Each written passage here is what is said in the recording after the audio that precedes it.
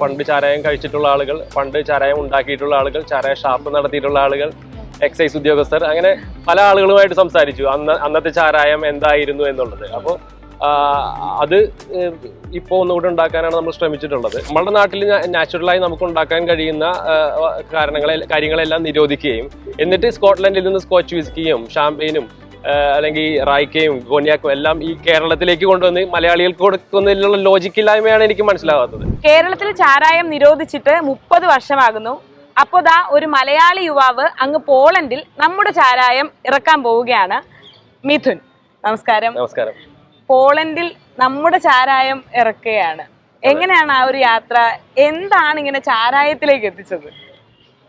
യാത്ര പറയുകയാണെങ്കിൽ ഒരുപാട് പറയേണ്ടി വരും, പക്ഷെ ചുരുക്കി പറയാൻ ഞാൻ ശ്രമിക്കാം. അപ്പോൾ പറഞ്ഞതുപോലെ തന്നെ 30 വർഷമായി ചാരായ നിരോധനം നടപ്പിലാക്കിയിട്ട് കേരളത്തിൽ. അപ്പോൾ ഞാൻ കണക്കൂട്ടുമ്പോൾ ഒരു 48 വയസ്സ്, ഇപ്പോൾ 48 വയസ്സുള്ള ആളുകളിൽ താഴെ, അതായത് അതിൽ താഴെ പ്രായമുള്ള ആരും തന്നെ ഈ പഴയ ചാരായം ട്രൈ ചെയ്യാത്ത ആളുകളാണ്. അപ്പോൾ എല്ലാവരുടെയും മനസ്സിലൊരു ക്യൂരിയോസിറ്റി ഉണ്ട്, ഇത് എങ്ങനെയായിരുന്നു പണ്ട് ആളുകൾ ചാരായ ഷാപ്പിൽ പോയി ചാരായം വാങ്ങി കുടിക്കുന്നു, അതിനോടൊപ്പം ഒരു കോഴിമുട്ട അല്ലെങ്കിൽ താറാമുട്ട പുഴുങ്ങിയത് കഴിക്കുന്നു എന്നൊക്കെ നമ്മൾ സിനിമയിലും മറ്റൊക്കെ പലപ്പോഴും കണ്ടിട്ടുണ്ട്. അപ്പോൾ അന്ന് കൊടുത്തിരുന്ന ചാരായം എന്തായിരുന്നു എന്നുള്ളൊരു ആകാംക്ഷ അല്ലെങ്കിൽ ക്യൂരിയോസിറ്റി എല്ലാവരുടെയും മനസ്സിലുണ്ട്. അപ്പോൾ അതൊന്ന് റീക്രിയേറ്റ് ചെയ്യുക എന്നുള്ളതായിരുന്നു ഐഡിയ. അപ്പോൾ അതിനുവേണ്ടി കുറേ ആളുകളുമായിട്ട് നമ്മൾ കൺസൾട്ട് ചെയ്തു. പണ്ട് ചാരായം കഴിച്ചിട്ടുള്ള ആളുകൾ, പണ്ട് ചാരായം ഉണ്ടാക്കിയിട്ടുള്ള ആളുകൾ, ചാരായ ഷാപ്പ് നടത്തിയിട്ടുള്ള ആളുകൾ, എക്സൈസ് ഉദ്യോഗസ്ഥർ, അങ്ങനെ പല ആളുകളുമായിട്ട് സംസാരിച്ചു അന്നത്തെ ചാരായം എന്തായിരുന്നു എന്നുള്ളത്. അപ്പോൾ അത് ഇപ്പോൾ ഒന്നുകൂടെ ഉണ്ടാക്കാനാണ് നമ്മൾ ശ്രമിച്ചിട്ടുള്ളത്. അപ്പോൾ കുറേ സാമ്പിൾസ് നമ്മൾ കേരളത്തിലേക്ക് കൊണ്ടുവന്നു, പല തരത്തിലുണ്ടാക്കിയ സാമ്പിൾസ്. അതിലേതാണ് പഴയ ചാരായത്തിനോട് സാമ്യമുള്ളത് എന്നൊക്കെ നോക്കി വിലയിരുത്തിയതിന് ശേഷമാണ് നമ്മളതിൻ്റെ റെസിപ്പി തീരുമാനിച്ചിട്ടുള്ളത്. അപ്പോൾ പറഞ്ഞതുപോലെ തന്നെ ചാരായ നിരോധനത്തിൻ്റെ 30ാം വാർഷികം എന്ന് പറയുമ്പോൾ തന്നെ 96 ഏപ്രിൽ 1-ാം തീയതി ആയിരുന്നു നിരോധിച്ചത്. അപ്പോൾ 2026 ഏപ്രിൽ 1-ാം തീയതി ഇത് പുനർജനിക്കും എന്നാണ്, അതിനാണ് ഞങ്ങൾ ഇപ്പോൾ ശ്രമിച്ചുകൊണ്ടിരിക്കുന്നത്. ആദ്യമായിട്ട് നിങ്ങൾ ഇറക്കുന്ന പ്രോഡക്റ്റ് അല്ല ഈ ചാരായം എന്നുള്ളത്. ഇതിനു മുമ്പ് മറ്റു പ്രോഡക്ട്സുകൾ ഇറക്കി പിന്നെയാണ് എത്തിയത്. അപ്പൊ ആദ്യം ഇറക്കിയതൊക്കെ ഏതായിരുന്നു? ആദ്യം ഒന്നാമത്തെ പ്രോഡക്റ്റ് എന്ന് പറയുന്നത് ആയുർവേദ് എന്ന് പറയുന്ന ഒരു പ്രോഡക്റ്റ് ആണ്. അത് രണ്ട് കൾച്ചറുകൾ, രണ്ട് പാരമ്പര്യത്തെ ഒന്നിപ്പിക്കുന്ന ഒരു പ്രൊഡക്റ്റാണ്. അതായത് നമ്മുടെ ആയുർവേദം എന്ന് പറയുന്ന ഒരു പാരമ്പര്യം, പോളണ്ടിന്റെ ട്രഡീഷൻ ആണെങ്കിൽ വോഡ്കയാണ്. അപ്പോൾ രണ്ടും ഏകദേശം ഒരേ കാലഘട്ടത്തിലാണ് ജനിക്കുന്നത്. പോളണ്ടിൽ പോളിഷ് വോഡ്ക ഉണ്ടാക്കാൻ തുടങ്ങിയ അതേ കാലഘട്ടത്തിലാണ് നമ്മുടെ നാട്ടിൽ ആയുർവേദമൊക്കെ ഉണ്ടാകുന്നത്. അപ്പോൾ ആ രണ്ട് പാരമ്പര്യങ്ങളെ കൂടി ഒന്നിപ്പിച്ചുകൊണ്ട് ആയുർവേദ് രണ്ടിൽ നിന്നും ഇൻസ്പയർഡ് ആയിട്ടുള്ള ഒരു ഡ്രിങ്ക് ആണ്. അപ്പോൾ ആയുർവേദത്തിന്റെ ഫ്ലേവേഴ്സ് ആണ് നമ്മൾ ഇതിൽ ഉപയോഗിച്ചിട്ടുള്ളത്. അത് എന്ന് വെച്ചാൽ അത് അതിൻ്റെ ഒരു ഫ്ലേവർ നമുക്ക് മണം അല്ലെങ്കിൽ രുചി നോക്കുമ്പോൾ നമുക്ക് പണ്ട് നമ്മൾ എപ്പോഴോ കഴിച്ചിട്ടുള്ള ഒരു ആയുർവേദ മരുന്നിൻ്റെയൊക്കെ മണവും രുചിയൊക്കെ അതിൽ തോന്നും എന്നുള്ളതാണ്. അപ്പോൾ ഇത്തരത്തിലുള്ള ധാരാളം ബൊട്ടാനിക്കൽ ലിക്വേഴ്സ് അല്ലെങ്കിൽ ആൽക്കഹോളിക് ബിവറേജസ് യൂറോപ്പിലും മറ്റുമൊക്കെ ഉണ്ട്. ഒരുപാട് എല്ലാ രാജ്യങ്ങളിലും അവർക്ക് അവരുടെ പ്രസ്റ്റീജിയസ് ആയിട്ടുള്ള ഒരു ഉൽപ്പന്നം അവർ പറയാൻ എല്ലാവർക്കും ഉണ്ടാവും. പക്ഷേ നമ്മൾ ഇത്രയും ഈ സ്പൈസസ് ഉണ്ടാകുന്ന നാട്ടിൽ നിന്ന് വരുന്ന നമ്മൾക്ക് അങ്ങനെ ഒരു അഭിമാനത്തോടെ കാണിക്കാൻ പറ്റിയ ഒരു ക്വാളിറ്റി പ്രോഡക്റ്റ് ഇവിടെ ഉണ്ടാക്കുന്നില്ല എന്ന് പറയുമ്പോൾ അതൊരു വലിയൊരു ഗ്യാപ്പാണ് നമ്മളുടെ ഇൻഡസ്ട്രിയിലുള്ള. അപ്പോൾ അതുകൊണ്ട് തന്നെയാണ് നമ്മളുടെ ഈ ഒരു പാരമ്പര്യത്തേക്ക് എടുത്ത് കാണിക്കുന്ന ഒരു ഉൽപ്പന്നം നമുക്ക് വേണം എന്ന് തോന്നുകയും അതിനെക്കുറിച്ച് അന്വേഷിക്കുകയും അതിന് വേണ്ടി കുറച്ച് സമയം ചെലവഴിച്ചുകൊണ്ട് തന്നെ ഒരു ഉൽപ്പന്നം മാർക്കറ്റിലേക്ക് ഇറക്കുകയും ചെയ്തിട്ടുള്ളത്. അപ്പോൾ അത് മാർക്കറ്റിൽ ഇറങ്ങിയിട്ട് അധികമായിട്ടില്ല, ഏതാനും മാസങ്ങൾ മാത്രമേ ആയിട്ടുള്ളൂ. പക്ഷേ നല്ല രീതിയിൽ മാർക്കറ്റിൽ നിന്ന് നല്ല പ്രതികരണം ലഭിക്കുകയുണ്ടായി. ഇൻഡസ്ട്രി സ്പെഷ്യലിസ്റ്റ് ആയിട്ടുള്ള ആളുകൾ അവരെല്ലാം തന്നെ ഇതിനെ പ്രൊഡക്റ്റിനെ വളരെ നല്ല രീതിയിൽ അഭിനന്ദിക്കുകയും പല സ്ഥാപനങ്ങളിലേക്കും നല്ല പ്രീമിയം ബാറുകളിലും ഗിഫ്റ്റ് ഷോപ്പുകളിലെല്ലാം ഇപ്പോൾ വിൽക്കാൻ തുടങ്ങിയിട്ടുണ്ട് പോളണ്ടിൽ. ഏറ്റവും ഒടുവിൽ നടന്ന പോളണ്ടിലെ വാർസോ സ്പിരിറ്റ് കോമ്പറ്റീഷനിൽ നമുക്ക് ബൊട്ടാണിക്കൽ വോഡ്ക കാറ്റഗറിയിൽ ഗോൾഡ് മെഡൽ ലഭിക്കുകയുണ്ടായി. അപ്പോൾ അതായിരുന്നു നമ്മളുടെ ഒന്നാമത്തെ പ്രൊഡക്റ്റ് എന്ന് പറയുന്നത്. സ്വാഭാവികമായും നമ്മളുടെ എല്ലാ സുഹൃത്തുക്കളും പരിചയക്കാരും എല്ലാവരും തന്നെ ഇപ്പോൾ ഒരു ഇൻഡോ പോളിഷ് പ്രൊഡക്റ്റിന് ഗോൾഡ് മെഡൽ കിട്ടി എന്നുള്ള വാർത്തയൊക്കെ കാണുമ്പോഴും അല്ലെങ്കിൽ പ്രൊഡക്റ്റ് മാർക്കറ്റിൽ ഇറങ്ങുമ്പോൾ തന്നെ ആളുകൾ ചോദിക്കുന്നുണ്ട്, ഇതെപ്പോൾ കിട്ടും, നമുക്ക് നാട്ടിലെപ്പോൾ കിട്ടും, ഇങ്ങനെയുള്ള ചോദ്യങ്ങളാണ് എല്ലാവരും ചോദിച്ചുകൊണ്ടിരുന്നത്.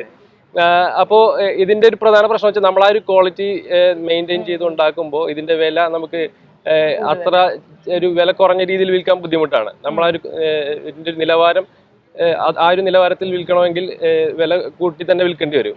നമുക്ക് ഒരിക്കലും നഷ്ടത്തിന് വിൽക്കാൻ കഴിയില്ലല്ലോ. അപ്പോൾ അതുകൊണ്ട് തന്നെ സാധാരണക്കാർക്ക് കഴിക്കാൻ പറ്റിയൊരു ഡ്രിങ്ക് വേണം എന്നുള്ളത് ഇതിന്റെ ഡെവലപ്മെന്റ് സ്റ്റേജിൽ തന്നെ നമ്മുടെ മനസ്സിലുണ്ടായിരുന്നു.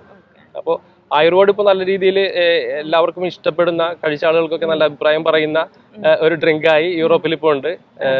പക്ഷെ അതൊരു മാസ് സെല്ലിംഗ് പ്രൊഡക്റ്റ് ആയിരിക്കില്ല എന്നാണ് ഞാൻ വിചാരിക്കുന്നത്. കാരണം ഈ പറഞ്ഞതുപോലെയുള്ള എല്ലാവർക്കും അതെ അതൊരു പ്രീമിയം സെഗ്മെന്റ് ആണ്. പക്ഷെ ചാരായത്തിലേക്ക് വരുമ്പോൾ ആ ഒരു പ്രശ്നം പരിഹരിച്ചുകൊണ്ട് എല്ലാവർക്കും ആഗ്രഹിക്കുന്ന ആളുകൾക്കൊക്കെ അത് വാങ്ങിക്കാൻ കഴിയുന്ന രീതിയിൽ ഇത് വിൽക്കണമെന്നാണ് ഞങ്ങൾ ആഗ്രഹിക്കുന്നത്. ആ രീതിയിലാണ് ഇപ്പോൾ ഞങ്ങൾ ശ്രമിച്ചുകൊണ്ടിരിക്കുന്നത്. ചാരായം പണ്ട് കേരളത്തിൽ നിർമ്മിച്ചുകൊണ്ടിരുന്ന അതേ രീതിയിൽ തന്നെയാണോ? എങ്ങനെയാണ് അവിടെ പോളണ്ടിൽ നിങ്ങൾ പ്രൊഡക്ഷൻ ചെയ്യുന്നത്? അതെ, പ്രധാനമായിട്ടും കേരളത്തിൽ കിട്ടിയിരുന്ന ചാരായം എന്ന് പറയുന്നത് മൊളാസിസിൽ നിന്നുണ്ടായിരുന്നായിരുന്നു. അതായത് ഷുഗർ ഫാക്ടറിയിലെല്ലാം ബാക്കി വരുന്ന മൊളാസിസ് ഫെർമെന്റ് ചെയ്തുണ്ടാക്കുന്നതായിരുന്നു. അപ്പോൾ ഇവിടെ അത് സുലഭമായിട്ട് കിട്ടുന്നൊരു ഉൽപ്പന്നമായിരുന്നു. പക്ഷേ ഈ പോളണ്ടിലേക്ക് വരുമ്പോൾ അവിടെ ഷുഗർ കെയിൻ മൊളാസിസ് ഉപയോഗിക്കുന്നില്ല കാര്യമായിട്ട്. അപ്പോൾ നമ്മളത് മറ്റു സ്ഥലങ്ങളിൽ നിന്ന് കൊണ്ടുവന്നിട്ട് വേണം ഇതുണ്ടാക്കാൻ, ഇമ്പോർട്ട് ചെയ്ത്. അതെ അതെ അതെ. അപ്പോൾ അത് ഒരു അത്രയ്ക്ക് ചീപ്പല്ല. ഇപ്പോൾ കേരളത്തിൽ ഉണ്ടാക്കിയിരുന്നത് പോലെ ചീപ്പായി അവിടെ ഉണ്ടാക്കാൻ കഴിയില്ല. കാര്യം അവിടെ നാച്ചുറലായിട്ട് അവൈലബിൾ ആയിട്ടുള്ള ഒരു പ്രൊഡക്റ്റ് അല്ല. ഇപ്പോൾ പോളിഷ് വോഡ്കയൊക്കെ ഉണ്ടാക്കുമ്പോൾ നമുക്കത് ചീപ്പായിട്ട് ഇറക്കാൻ കഴിയും. കാരണം അവിടെ തന്നെ പൊട്ടാറ്റോ അല്ലെങ്കിൽ വീറ്റ്, മറ്റ് ഗ്രെയിൻസ് ഒക്കെ അവിടെ അവൈലബിൾ ആണ്. എന്നാൽ പോളണ്ടിൽ ലഭ്യമല്ലാത്തൊരു സാധനമാണ് ഈ പറഞ്ഞ ഷുഗർ കെയിൻ മൊളാസിസ് എന്ന് പറയുന്നത്. പക്ഷെ നമ്മളത് അവിടെ കൊണ്ടുവന്ന് അതേ പഴയ ആ മണത്തിലും രുചിയിലും എല്ലാം ഉണ്ടാക്കാൻ വേണ്ടിയാണ് നമ്മളിപ്പോൾ ശ്രമിച്ചുകൊണ്ടിരിക്കുന്നത്. അല്ല, ഇത് എപ്പോഴെങ്കിലും നാട്ടിൽ കിട്ടുമോ ചാരായം? നാട്ടിൽ കിട്ടുമോ എന്നുള്ളത് നാട്ടിലിറക്കണമെന്നാണ് എൻ്റെ ആഗ്രഹം. കാരണം നമ്മളെപ്പോഴും ഇതിനെ താരതമ്യം ചെയ്യുന്നത് പഴയ 96-ൽ നിരോധിക്കപ്പെട്ട ചാരായവുമായിട്ടാണ്. അപ്പോൾ ഒരുപാട് ആളുകൾക്ക് ഒരു പക്ഷേ അത് ഇമോഷണൽ പ്രശ്നങ്ങളൊക്കെ ഉണ്ടാവാം. ഞങ്ങൾ നിരോധിച്ച സാധനം കുറെ ആളുകൾ തിരിച്ചു കൊണ്ടുവരാൻ ശ്രമിക്കുന്നു എന്നൊക്കെയുള്ള വൈകാരികമായിട്ടുള്ള പ്രശ്നങ്ങളൊക്കെ ഉണ്ടാകാം. പക്ഷേ നമ്മളത് ഒന്ന് തിരിഞ്ഞു നോക്കുമ്പോൾ ആ ചാരായ നിരോധനത്തിന്റെ ഫലം എന്തായിരുന്നു? ഈ ചാരായം നിരോധിച്ചുകൊണ്ട് ആരെങ്കിലും മദ്യപാനം നിർത്തിയിട്ടുണ്ടോ? അല്ലെങ്കിൽ സമൂഹത്തിന് എന്തെങ്കിലും അതുകൊണ്ട് നേട്ടം ഉണ്ടായിട്ടുണ്ടോ? കുറഞ്ഞ മദ്യം വാങ്ങി കുടിച്ചിരുന്ന ആളുകൾ കൂടുതൽ പൈസ മദ്യം വാങ്ങിക്കാൻ ചെലവഴിക്കുന്നു എന്നുള്ളതല്ലാതെ മറ്റെന്തെങ്കിലും മാറ്റം ഉണ്ടായിട്ടുണ്ടോ? അപ്പോൾ ഈ ഒരു പ്രൊഡക്റ്റ് ഇപ്പോൾ വിപണിയിൽ ഇറങ്ങിയാൽ ഇനി ഈ ചാരായം എന്നുള്ള പേരിൽ ഈ ഒരു പ്രൊഡക്റ്റ് അതേ നിലവാരത്തിലുള്ള അല്ലെങ്കിൽ അതേ നിറത്തിലും മണത്തിലും രുചിയിലും എല്ലാം ഉള്ള പ്രൊഡക്റ്റ് കേരള വിപണിയിൽ ഇറങ്ങിയാൽ അതെന്തെങ്കിലും ഒരു സോഷ്യൽ ഇമ്പാക്ട് ഉണ്ടാക്കുമോ എന്നെനിക്ക് തോന്നുന്നില്ല. അവർക്കതൊരു മറ്റൊരു ഡ്രിങ്ക് എന്നുള്ളതല്ലാതെ ഇത് വേറൊരു ഇമ്പാക്റ്റും ഇവിടെ ഉണ്ടാക്കാൻ സാധ്യതയില്ല. ആളുകൾക്ക് പണ്ട് പറഞ്ഞ മൺമറഞ്ഞു പോയ എന്നൊക്കെ പറയുന്നത് പോലെ നമ്മളുടെ വിസ്മൃതിയിലേക്ക് പോയ ഒരു ഉൽപ്പന്നത്തിനെ തിരിച്ചു കൊണ്ടുവരുന്നു. അത് എന്താണ് എന്നറിയാൻ ആഗ്രഹമുള്ള ആളുകൾക്ക് നിയമവിധേയമായി വാങ്ങിക്കുകയും അത് പ്രായപൂർത്തിയായ ആരോഗ്യവാന്മാരായ ആളുകൾക്കൊന്ന് അതിന്റെ രുചിച്ചു നോക്കാനും നിയമവിധേയമായി ചെയ്യാൻ കഴിയുമെങ്കിൽ അതിലൊരു തെറ്റും ഞാൻ കാണുന്നില്ല. പിന്നെ തീർച്ചയായും അത് ഇവിടുത്തെ അധികാരികളും ഭരണകൂടം അങ്ങനെയുള്ള ആളുകൾക്ക് വിരോധമില്ലെങ്കിൽ അത് വിൽക്കുന്നതിൽ എനിക്ക് സന്തോഷമേ ഉള്ളൂ. ഇപ്പം നേരത്തെ പറഞ്ഞല്ലോ ഇങ്ങനെ കോമ്പറ്റീഷൻസ് ഉണ്ടെന്ന് പറഞ്ഞു. ഇപ്പം ലണ്ടൻ സ്പിരിറ്റിന്റെ കോമ്പറ്റീഷൻ ഉണ്ട്. അതേപോലെ അവിടെയൊക്കെ എന്താണ് ഒരു ക്രൈറ്റീരിയ? ഏതാണ് ബെസ്റ്റ്, അല്ലെങ്കിൽ എങ്ങനെയാണ് ബെസ്റ്റ് തിരഞ്ഞെടുക്കുന്നത്? അതെ, ഇപ്പൊ ഞാൻ അയച്ചിട്ടുള്ള കോമ്പറ്റീഷൻ എന്ന് പറഞ്ഞാൽ ആകെ ഒരു സ്ഥലത്ത് മാത്രമാണ് ഇതുവരെ പങ്കെടുത്തിട്ടുള്ളത്. അത് ആയുർവേദം മാത്രമാണ് അവിടെ അയച്ചിട്ടുള്ളത്. അവിടെ ബ്ലൈൻഡ് ടേസ്റ്റിംഗ് ആണ്. അപ്പൊ നമ്മൾ അവർക്ക് 3 ബോട്ടിൽ അല്ലെങ്കിൽ 2 ബോട്ടിൽ അവർ പറയുന്ന അനുസരിച്ച് അത്രയും അളവിൽ അയച്ചു കൊടുക്കണം. അതിനവര് ഒരു ലേബിൾ ഇല്ലാത്തൊരു ബോട്ടിലേക്ക് അവർ മാറ്റി അതിന് കോഡ് നമ്പർ ആയിരിക്കും ഉണ്ടാവുക.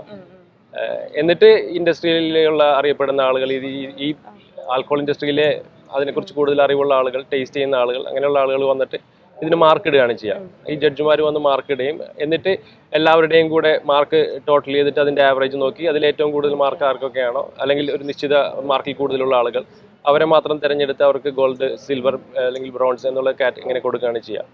അപ്പോൾ ലണ്ടൻ കോമ്പറ്റീഷനിൽ അങ്ങനെയാണെന്ന് ഞാൻ വിചാരിക്കുന്നത്. അതിൽ ഞങ്ങൾ പങ്കെടുത്തിട്ടില്ല. ഇപ്പോൾ പങ്കെടുത്തത് വാർസോ സ്പിരിറ്റ് കോമ്പറ്റീഷനിലായിരുന്നു. പക്ഷെ വോഡ്കയെ സംബന്ധിച്ചിടത്തോളം വോഡ്കയുടെ നാടാണ് പോളണ്ട്. പോളിഷ് വോഡ്ക വളരെ പോപ്പുലറാണ്.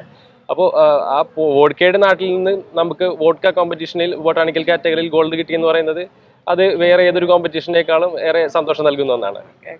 ഇപ്പം പോളണ്ടിലെ മലയാളികൾ എന്താണ് പറഞ്ഞത് ഈ ചാരായം ഇറങ്ങുന്നു എന്ന് പറയുമ്പോൾ? അതെ, എല്ലാവരും എക്സൈറ്റഡ് ആണ്. പിന്നെ ഒരുപാട് ആളുകളിലേക്ക് ഇത് എത്തിയിട്ടില്ല. നമ്മളിപ്പോൾ ഇപ്പോഴും ഇത് വിൽപ്പന ആരംഭിച്ചിട്ടില്ല. കുറെ സാമ്പിൾസ് മാത്രമാണ് ഉണ്ടാക്കിയിട്ടുള്ളത്. പോളണ്ടിലെ മലയാളികളാണെങ്കിലും എല്ലാം യുവാക്കളായിട്ടുള്ള ആളുകളാണ് പോളണ്ടിലെ മലയാളികൾ കൂടുതലും. അപ്പോൾ അവരാരും തന്നെ ഈ പറഞ്ഞ ടേസ്റ്റ് നേരത്തെ പഴയ ചാരായം കുടിച്ചിട്ടുള്ള ആളുകളല്ല. അപ്പൊ കൂടുതലും ഞങ്ങൾ ശ്രമിച്ചിട്ടുള്ളത് പഴയ, ഞാൻ നേരത്തെ സൂചിപ്പിച്ചതുപോലെ ഒരു 50 വയസ്സിന് മുകളിൽ പ്രായമുള്ള ആളുകളുമായിട്ടാണ് ഇതിന്റെ ട്രയലും എല്ലാ കാര്യങ്ങളും നമ്മൾ ചെയ്തിട്ടുള്ളത്. അല്ല, ഇങ്ങനെ ഒരെണ്ണം പ്ലാൻ ചെയ്യുന്നു എന്ന് പറയുമ്പോൾ ഇവർക്കൊരു എക്സൈറ്റ്മെന്റ് ഉണ്ടാവും. തീർച്ചയായിട്ടും വളരെ എക്സൈറ്റഡ് ആണ്. ഒരുപാട് ആളുകൾ വിളിക്കാറുണ്ട്. പോളണ്ടിൽ നിന്ന് മാത്രമല്ല, കൂടുതലും മറ്റു രാജ്യങ്ങളിൽ നിന്നാണ്, പ്രത്യേകിച്ച് UK പോലുള്ള അവിടെയാണ് ധാരാളം മലയാളികൾ താമസിക്കുന്നത്. അപ്പോൾ അവരാണ് കൂടുതലും കോണ്ടാക്ട് ചെയ്യുന്നത്. അപ്പോൾ പ്രത്യേകിച്ച് ചാരായത്തിന്റെ കാര്യത്തിൽ ഒരുപാട് ആളുകൾ ചോദിക്കുന്നുണ്ട്. ഇപ്പം ലോകത്തെ മറ്റ് രാജ്യങ്ങൾ അവരുടെ ഓരോ ലിക്കർ പ്രോഡക്ട്സിനെ ബ്രാൻഡ് ചെയ്യുന്നുണ്ട്, അതൊരു ഐഡന്റിറ്റി ആയിട്ട് അവർ കൊണ്ടുപോകുന്നുണ്ട്. അപ്പം നമുക്ക് അങ്ങനെ പ്രൊജക്ട് ചെയ്ത് കാണിക്കാൻ പറ്റിയതാണ് നമ്മുടെ കേരളത്തിന്റെ ചാരായം, കേരളത്തിന്റെ ചാരായം എന്ന് പറയുന്നത്. എന്തുകൊണ്ടായിരിക്കും നമ്മൾ മടിക്കുന്നത്? അതല്ലെങ്കിൽ അത് ശരിയായിട്ട് തോന്നുന്നുണ്ടോ? അല്ല, എനിക്കതാണ് ഇപ്പോഴും മനസ്സിലാവാത്തത്. ഇപ്പോൾ ഫ്രാൻസിൽ അവിടെ ലഭ്യമായിട്ടുള്ള ഉൽപ്പന്നങ്ങൾ ഉപയോഗിച്ചുകൊണ്ട് അവർ ഷാമ്പെയിൻ ഉണ്ടാക്കുന്നു, അല്ലെങ്കിൽ വൈൻ ഉണ്ടാക്കുന്നു, അല്ലെങ്കിൽ കോന്യാക്ക് ഉണ്ടാക്കുന്നു. സ്കോട്ട്ലൻഡിൽ അവർ വിസ്കി ഉണ്ടാക്കുന്നു, സ്കോച്ച് വിസ്കി ഉണ്ടാക്കുന്നു. അല്ലെങ്കിൽ സൗത്ത് അമേരിക്കയിൽ അവർ ടെക്കീല ഉണ്ടാക്കുന്നു. അവരാരും ടെക്കീല നിരോധിക്കുന്നില്ല, അല്ലെങ്കിൽ ഫ്രഞ്ചുകാർ ഷാമ്പെയിൻ നിരോധിക്കുന്നില്ല. അവരതിനെ വിറ്റ് കാശാക്കുകയാണ്. അവർ പൈസ ഉണ്ടാക്കി അവരുടെ നാട്ടിലേക്ക്, അവരുടെ എക്കണോമിയിലേക്ക് പണം കൊണ്ടുവരാനാണ് ശ്രമിക്കുന്നത്. ലോകത്തെല്ലായിടത്തും അവരുടെ ഉൽപ്പന്നം കാണിച്ച് അത് വിറ്റ് പൈസ കൊണ്ടുവരികയാണ്. പക്ഷെ നമ്മൾ ചെയ്യുന്നത് എന്താണ്? നമ്മളുടെ നാട്ടിലെ പ്രധാനപ്പെട്ട ഉണ്ടാകുന്ന നമുക്ക് നാച്ചുറലി ലഭ്യമായിട്ടുള്ള വസ്തുക്കൾ വെച്ച് ഉണ്ടാക്കുന്ന സാധനങ്ങളാണ് കള്ള്, ചാരായം തുടങ്ങിയ കാര്യങ്ങൾ. അതെല്ലാം നമ്മളിവിടെ നമ്മുടെ നാട്ടിലെ ആളുകളെ വിതരണം ചെയ്ത് കുടിപ്പിക്കണമെന്നല്ല ഞാൻ പറയുന്നത്. നമ്മൾ ഇവിടെയുള്ള ആളുകളുടെ മദ്യത്തിന്റെ ഉപയോഗം കുറയ്ക്കുന്നതിന് ആവശ്യമായ നടപടികൾ എന്തൊക്കെയാണോ ചെയ്യേണ്ടത് അതെല്ലാം ചെയ്യണം. എന്നാൽ നമ്മളുടെ എക്കണോമിയിലേക്ക് പൈസ കൊണ്ടുവരുന്നതിനായിട്ട് നമ്മളുടെ നാടിന്റെ തനതായ ഉൽപ്പന്നങ്ങൾ, അത് ചാരായമായിക്കോട്ടെ അല്ലെങ്കിൽ കള്ളായിക്കോട്ടെ, അതിനെ ആ രീതിയിൽ ഉൽപ്പാദിപ്പിക്കുകയും അത് പുറം രാജ്യങ്ങളിലേക്ക് അത് ബ്രാൻഡ് ചെയ്യുകയും കയറ്റി അയക്കുകയും അവിടെ എല്ലാം വിറ്റ് ആ പണം നമ്മളുടെ നാട്ടിലേക്ക് കൊണ്ടുവരികയാണ് വേണ്ടത്. അല്ലാതെ നമ്മളുടെ നാട്ടിൽ നാച്ചുറലായി നമുക്ക് ഉണ്ടാക്കാൻ കഴിയുന്ന കാര്യങ്ങളെല്ലാം നിരോധിക്കുകയും എന്നിട്ട് സ്കോട്ട്ലൻഡിൽ നിന്ന് സ്കോച്ച് വിസ്കിയും ഷാമ്പെയിനും അല്ലെങ്കിൽ റായ്ക്കയും കോന്യാക്കും എല്ലാം ഈ കേരളത്തിലേക്ക് കൊണ്ടുവന്ന് മലയാളികൾക്ക് കൊടുക്കുന്നതിലുള്ള ലോജിക്കില്ലായ്മയാണ് എനിക്ക് മനസ്സിലാവാത്തത്. അപ്പോൾ അതാണ് ഞാൻ പറയുന്നത്. നമ്മളുടെ നാച്ചുറലായിട്ട് ഇവിടെ ഉണ്ടാകുന്ന ഉൽപ്പന്നങ്ങൾ വെച്ച് ഡിസ്പ്ലേ ചെയ്തു അല്ലെങ്കിൽ എങ്ങനെയോ ഉണ്ടാക്കുന്ന ആ പ്രൊഡക്റ്റുകളെയാണ് നമ്മൾ മാർക്കറ്റ് ചെയ്യേണ്ടത്. എന്തായാലും എല്ലാവിധ ആശംസകളും. ചാരായം ഹിറ്റ് ആകട്ടെ. Thank you very much. Thank you.